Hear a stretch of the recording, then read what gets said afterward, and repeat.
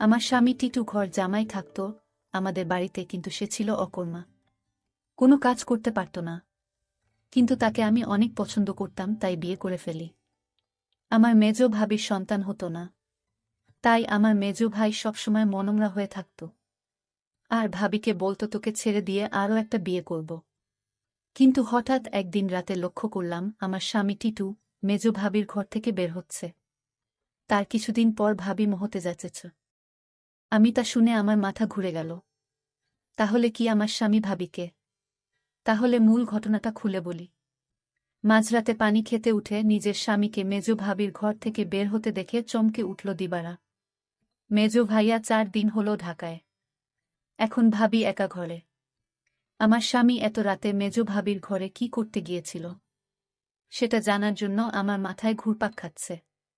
এই ঘরের দিকে স্বামীকে আসতে দেখেই দরজা ভিজিয়ে দিয়ে বিছানায় উঠে ঘুমানোর অভিনয় করল দিবারা। তার স্বামী দরজা ঠেলে সন্তর্পণে হেঁটে এসে বিছানায় তার পাশে শুয়ে পড়ল। দিবারা এই বাড়ির মেয়ে, তার স্বামী ঘরজামাই। দিবারা জানে কোনো রকম অপরাধ করলে তাকে সহ তার স্বামীকে এই বাড়ি থেকে বের করে দিবে ভাইয়েরা। তাই এই ব্যাপারে আর কোনো কথা বলে না দিবারা। পরের দিন সারাদিন মুখ কালো করে রাখলেও তার স্বামী টিটুকে এই বিষয়ে কিছুই জিজ্ঞেস করে না সে। তারপরের রাতে দিবারা আর কিছুতেই ঘুমাতে পারে না। তার বিশ্বাস তার মেজভাই যতদিন শহরে আছে প্রতি রাতেই বোধহয় তার স্বামী মেজ ভাবির ঘরে গেছে। কিন্তু ঘরে গিয়ে কি করল এটা তো আমি দেখি নাই। শুধু দেখতাম মেজ ভাবির ঘরে যেত। কেন যেত দিবারার মনে সন্দেহর সৃষ্টি হল। তার বিশ্বাসকে সত্যি প্রমাণিত করতেই যেন ধীরে ধীরে টিটু দিবারার পাশ থেকে গড়িয়ে মেঝেতে নামল। এরপর পা টিপে টিপে ঘরের দরজা খুলে বাইরে চলে গেল। রাত এখন কয়টা হবে? 1টা, 2টা। টিটু কোনো কাজ না জোগাড় করতে পারায় ভাইদের উপর নির্ভর করেই বেঁচে আছে তারা দুজন।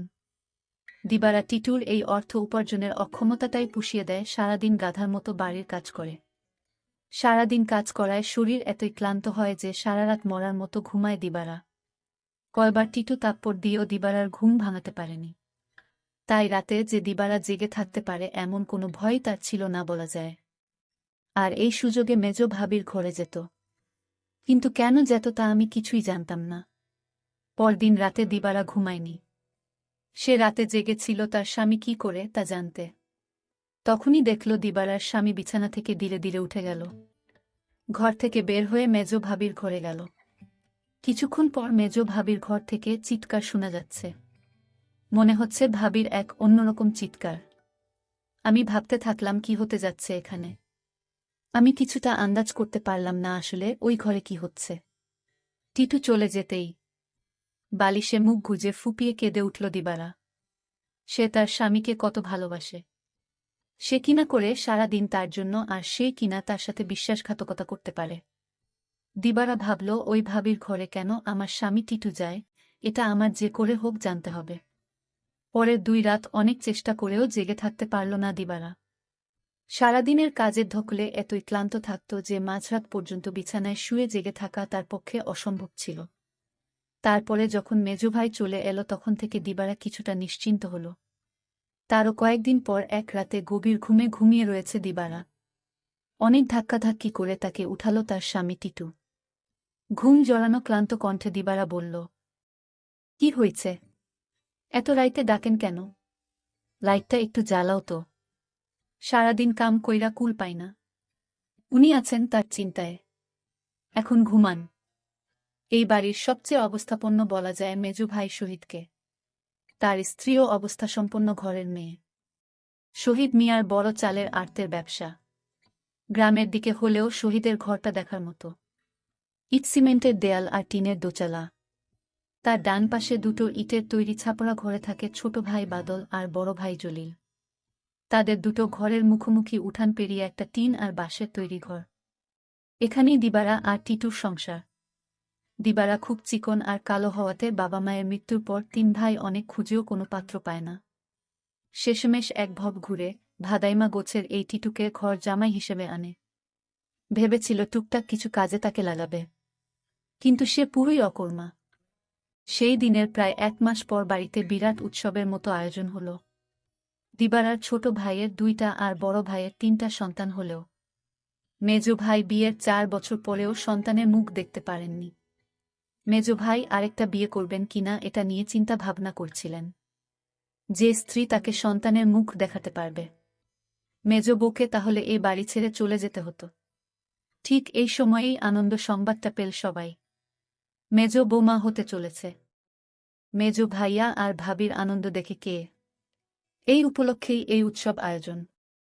দিবারা যখন আনন্দের সাথে টিটুকে এই খবরটা দিল তখন সে সামান্য একটু মুচকি হেসে বলল, ভালোই তো। শুনছিলাম কোনো ফকিরের কাছ থেকে পানি পড়া নিচ্ছে। ফকিরটা কামেল। সেও কি যাবে নাকি সেই ফকিরের কাছে? কোথায় থাকে সে? যেখানেই থাকুক, তুমি যাবে কি না সেটা বলো। দিবারা বলল, আমার দরকার নাই। আমি সবই বুঝি, তুমি ভাবিরে ফকিরের কাছ থেকে পানি পড়া এনে দাও, এটা তোমার বানানো কথা। এটা আমি বিশ্বাস করি না। দিবারা আরও বলল, আমি একদিন তোমার এই রহস্য খুঁজে বের করব। আর যেদিন তুমি ধরা পড়বে সেদিন বুঝতে পারবে তোমার কি অবস্থা হয়। টিটু তখন বলেছিল, তুমি আমারে বিশ্বাস করো না। দিবারা বলল, করি, কিন্তু তুমি তোমার প্রতি আমার বিশ্বাস দিন দিন উঠে যাচ্ছে। যতদিন পর্যন্ত আমি জানতে না পারব তুমি মেজ ভাবির ঘরে কেন যাও, ততদিন পর্যন্ত তোমার প্রতি আমার আর বিশ্বাস হবে আর হবে না। দিবারা এই কথা বলে ঘুমাতে গেল। তার স্বামী টিটুও তার সাথে শোয়া ছিল, কিন্তু হঠাৎ করেই দেখল তার স্বামী বিছানায় নাই। তখন দিবারা চিন্তা পড়ে গেল, আজও চলে গেল। ভাবির রুম থেকে এক প্রকার চিৎকার আসতে শুরু করল। আমি কিছুই বুঝতে পারলাম না, এটা কিসের চিৎকার। মনে হচ্ছে মেয়েলি কণ্ঠ। প্রায় 1 ঘণ্টা পর দিবারা দেখতে ফেল মেজ ভাবির রুম থেকে বের হতে। দিবারার মনে দিন দিন সন্দেহ বাড়তে লাগল। তারপর দিবারা ভাবল, একদিন আমি জানালা দিয়ে দেখব তারা কি করে। দিবারার স্বামী দিন দিন দিবারার প্রতি কমে যাচ্ছে। কিন্তু আজ 2 দিন যাবৎ দিবারার স্বামী মেজ ভাবির রুমে যাচ্ছে না, সেটা লক্ষ্য করল দিবারা। দিবারা তার স্বামী টিটুকে জিজ্ঞেস করল, কই, আজকাল তো তোমায় আর দেখি না ভাবির রুমে যেতে। তার স্বামী টিটু তাকে একটা তাপ্পড় মেয়ে বলল, তোমার বাবার বাড়ি থাকি বলে তুমি কি আমায় যা বলবে তাই মনে করবে? সবকিছুর ভিতর শুধু কি তোমার অধিকার আছে, আমার নেই? এর মধ্যে হঠাৎ খবর আসলো মেজ ভাবি মা হতে চলেছে। দিবারা সেটা শুনে থমকে গেল, কারণ মেজ ভাবির স্বামী মানে আমার মেজ ভাইয়ার তো সমস্যা ছিল। তাহলে কিভাবে সে মা হতে চলল? আমার মাথায় কোনো কাজ করছে না। আমার মনে সন্দেহ হতে লাগল। দিবারা তার স্বামীকে বলল, আপনি এখন আর দেখি দিবারার রুমে যান না কেন? কখন কি করব সেটা আমার ব্যাপার। যাই হোক, আমি এবার অপেক্ষায় আছি কখন আবার আমার স্বামী তার রুমে যায় সেই প্রতীক্ষায়। এর কিছুদিন পর তার স্বামী টিটু ভাবির রুমে গেল। তারপর আমি জানালা দিয়ে যা দেখলাম তা দেখে আমার চোখ ছানা বড়া হয়ে গেল। দিবারা এই দৃশ্য দেখে সে বিছানায় শুয়ে কান্না করতে লাগল। ঠিক তখনই আমার স্বামী টিটু আমার রুমে এসে পড়ল আর আমায় বলতে লাগল, আরে শাহানা, লাইট জ্বালাও না, দেখ কি দেই। বিরক্ত হয়েই বিছানা থেকে নেমে লাইট জ্বালালো দিবারা।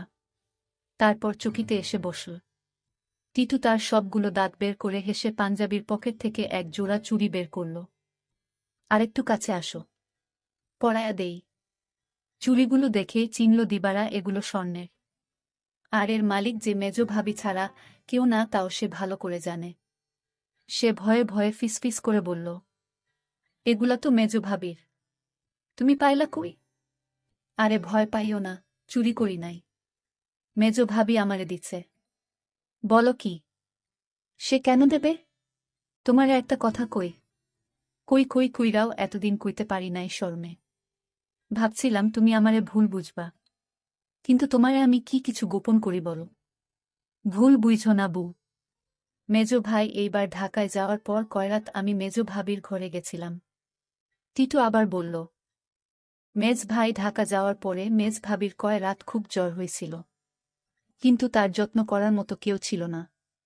তাই ভাবি কইল, দেখ টিটু, তোরে আমি ভাইয়ের মতোই দেখি।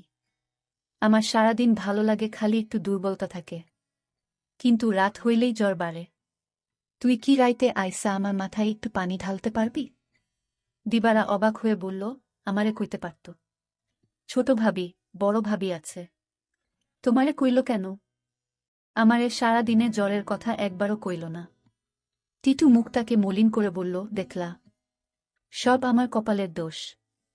আমি জানতাম তুমি আমারে সন্দেহ করবা। আমি কি আর মাইনষে বিশ্বাস পাওয়ার যোগ্য? দিবারা এবার কাঁদো কাঁদো হয়ে বলল, না গো, আমি ওইটা বলি নাই। আমি তোমারে বিশ্বাস করুম না তো কারে করুম কও? তুমি ছাড়া আমার আর কেরা আছে?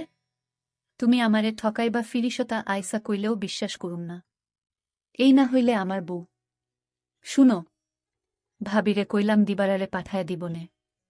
ভাবি কইল, আহা, বেচারি সংসারটার লাইগা কাজ কইরা সারাদিন মরতাছে, তারে আবার রাইতে ত্যাক্ত করা কেন? দিবারা জানে যে আমি তোমারে ভাই মানি। তুমিই আইসো। দিবারা কিছুই মনে করবে না জানলেও। ওর মন এত নষ্ট না। তবুও আমি তোমারে কিছু কই নাই ডরে। তাছাড়া বুঝি তো পরের বাড়িতে থাকি। বেশি তর্ক মানায় না। এই জন্যই আমি তোমার ভাবির রুমে গেলাম চুপি চুপি। কারণ রাতে তোমার ভাবির মাথায় পানি না দিলে কি তখন জ্বর ছাড়ত? আমি যদি ভাবির পাশে না থাকতাম আর মাথায় পানি না দিতাম তাহলে জ্বরে মইরা যাইত। এতদিনে ভাবিকে কবরস্থানে রেখে আসতে হতো। দিবারা তখন বলল, সবই বুঝলাম, কিন্তু একটা বিষয় আমার মাথায় ঢুকছে না। টিটু বলল, কি কথা তোমার মাথায় ঢুকছে না আমারে বলো। দিবারা তখন বলল, আমার মেজু ভাইয়ের সমস্যা ছিল, কিন্তু সে কিভাবে মা হতে চলেছে। আর ভাবির ঘর থেকে কিসের আওয়াজ আসত। টিটু তখন বলল, তুমি দেখি আবার আমাকে সন্দেহ করতেছ। এই সন্দেহটা তোমাকে দূর করে দেই। তোমার মেজো ভাবি একদিন আমায় বলল, আমার সংসারটা মনে হয় টিকবে না। আমি বলেছিলাম, কেন টিকবে না? কারণ আমার কোনো সন্তান নেই। তাই স্বামী আরেকটা বিয়ে করতে পারে বলে আমায় বলল।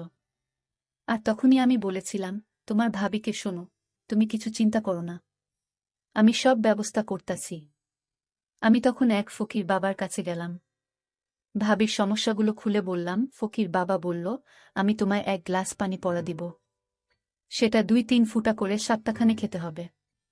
তাও নিজ হাতে খেলে হবে না, তার স্বামী তাকে কাওয়াই দিতে হবে। তখন তো বড় ভাই বাড়িতে ছিল না। আমি কোনো উপায় না পেয়ে এক গ্লাস পানি পড়া নিয়ে আসলাম। আর এই ফকির বাবার পানি পড়া খেয়ে আল্লাহর রহমতে সে সন্তান লাভ করেছে, বুঝলে এবার দিবারা। আর তোমার ভাবির ঘর থেকে যে শব্দ আসত সেটা ছিল এলইডির শব্দ। তুমি তো শুধু শুধু আমায় সন্দেহ করতে।